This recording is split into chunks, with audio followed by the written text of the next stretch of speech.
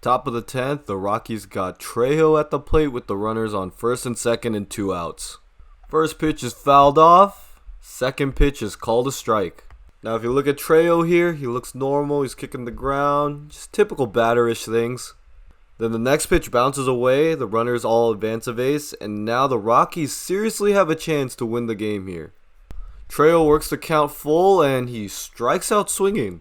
But if you look, he's arguing with the umpire, and you see the umpire say BS, BS 2 times to Trejo.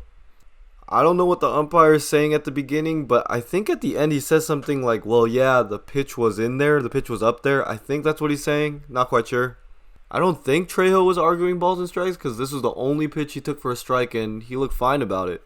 But if you skip to the bottom half of the inning with the count 2-2, runner on third, this breaking ball just misses completely and it gets away from the catcher, and Mateo scores easily. The ball just hits off the catcher's glove and this guy's trying to catch it even though there's a net blocking him from the ball. But yeah, Padres win on a walk-off wild pitch.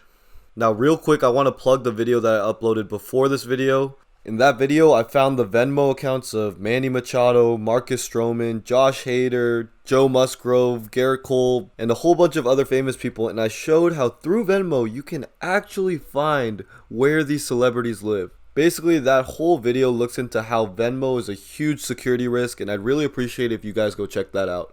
Cool. Like, subscribe, and share.